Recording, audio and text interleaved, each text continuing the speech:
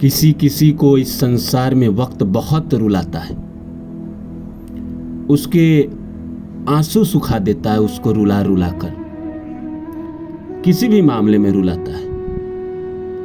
प्यार के मामले में रुलाता है, करियर के मामले में रुलाता है, शरीर में कोई बीमारी हो जाए उसके लिए रुलाता है, पैसों का अभाव के लिए रुलाता है। इंसान अपनी कोशिश लेकिन नहीं छोड़ता है। वो कहता है कोई बात नहीं, आज मैं रो रहा हूं, कोई नहीं, वक्त मेरे इन सारे चीजों का हिसाब देगा, वक्त को देना पड़ेगा। मैंने जिंदगी में जितने आंसू बहाए हैं, इन सारे आंसुओं का हिसाब वक्त को देना पड़ेगा। मेरी सफलता ही मेरे आंसुओं का ब्याज होगी। जिस दिन मैं सफल होकर लौटूंगा, उस दिन मेरे ये आंसू मुझे कहेंगे कि देख, अगर उस दिन तू ना रोया होता तो आज ये बन नहीं पाता। आप में से भी न जाने कितने लोग ऐसे हैं जो आंसुओं का हिसाब लगाना छोड़ चुके हैं। वक्त ने उनको इतना रुलाया है, इतना परेशान किया है कि अब वो थक चुके हैं रो रो के। अब तो उनके आंसू भी सूख गए और रोना भी क्यों ना है।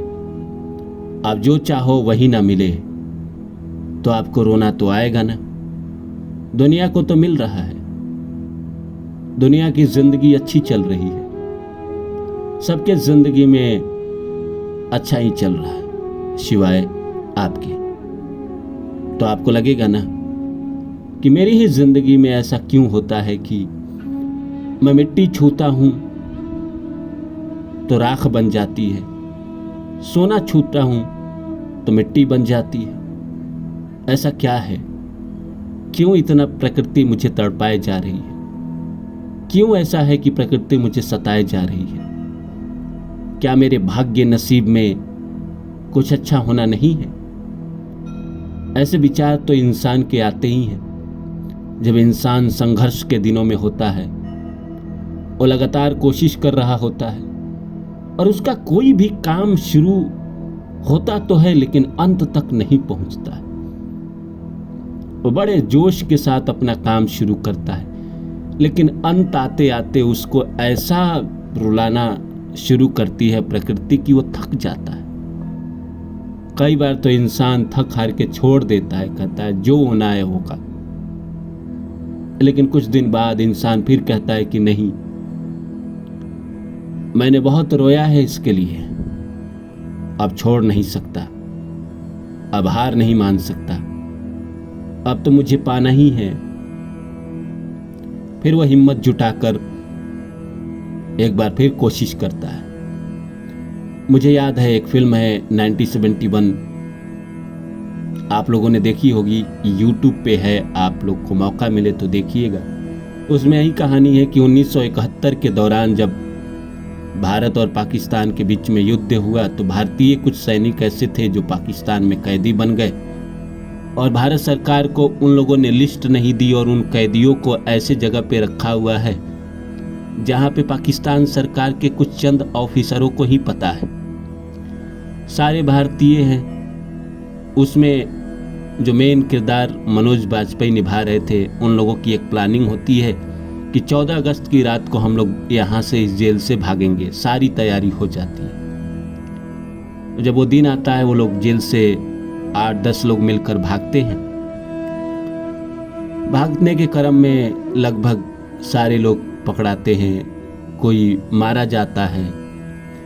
अंत में बॉर्डर पे पहुंचते पहुंचते 2 आदमी जो भारतीय बॉर्डर को टच करने ही वाले थे, उससे पहले पाकिस्तानी मिलिट्री उनको गोली मार देती है। एक मनोज बाजपेयी और दूसरा दीपक डोबरियाल। मनोज बाजपेयी का कैरेक्टर तो वहीं मर जाता है लेकिन दीपक डोबरियाल वहां पकड़ा जाता है, पैर में गोली लगी रहती है, वो गिर जाता है। भारतीय सैनिक पूछती है तो कहता है पाकिस्तानी आर्मी की, ये हमारे ही देश के आतंकवादी थे, भारत में प्रवेश कर रहे थे, इसीलिए हम लोगों ने इनको गोली मारा या इनको ऐसा किया, और वो लेकर चले जाते हैं। वो कभी लौट कर भारत नहीं आते हैं। जो दीपक डोबरियाल का कैरेक्टर है वो जेल में वापस जाता है और कहता है कि मैं जानता हूँ कि हालात मेरे विरोध हैं, मैं जानता हूँ कि आंसुओं का सबब यहाँ कोई नहीं समझेगा, मैं जानता हूँ कि नसीब औरोद बन चुकी है, नसीब मुकद्दर मेरा सही नहीं है। मैं जानता हूँ कि कोई मुझे नहीं पूछेगा, मैं जानता हूँ कि कोई मेरी मदद नहीं करेगा, लेकिन फिर भी मैं ये भी जानता हूँ कि हाथ पे हाथ रख के बैठ के कुछ नहीं होगा। मैं फिर एक बार हिम्मत जुटाने की कोशिश करूँगा। जब मेरे शरीर में शक्ति वापस आएगी मैं एक बार फिर प्रयास करूँगा। तो इंसान को जब वक्त तोड़ती है, बेशक इंसान हताश हो जाता है, कुछ दिनों के लिए परेशान हो जाता है, निराश हो जाता है, लेकिन कुछ दिन के बाद वो फिर कहीं जाता है, घूमता है, टहलता है, भटकता है और फिर आता है और फिर उसी जोश के साथ एक बार फिर शुरू करता है। अपने सपनों को पाने की कोशिश करता है या उन चीज़ों को पाने की कोशिश करता है जिसके लिए प्रकृति ने उसको सबसे ज़्यादा रुलाई है।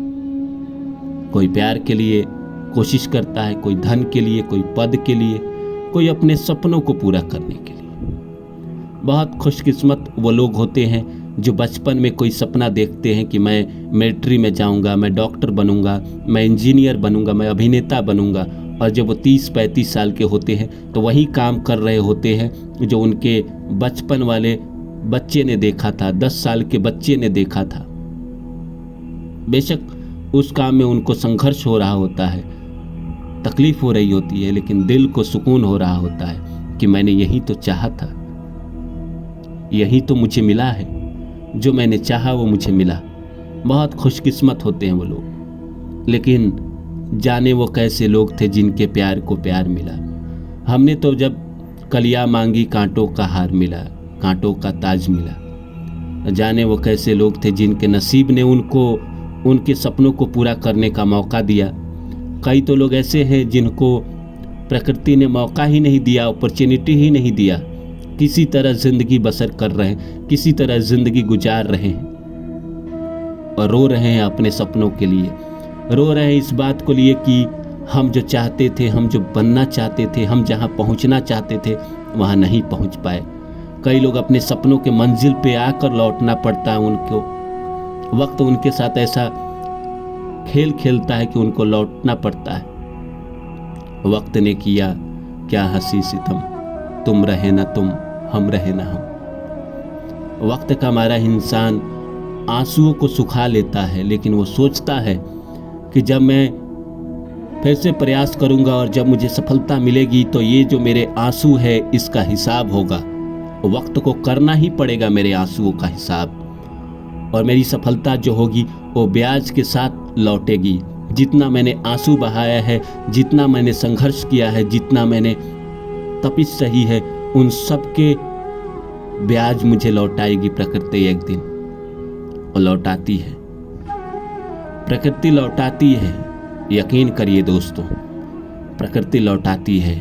गांधी को भी लौटाई, वल्लभ भाई पटेल को भी लौटाई, दशरथ माझी को भी लौटाई, विवेकानंद को भी लौटाई, तो आपको भी लौटाएगी। इस उम्मीद के साथ कि आपके आंसुओं का हिसाब एक दिन जरूर करें।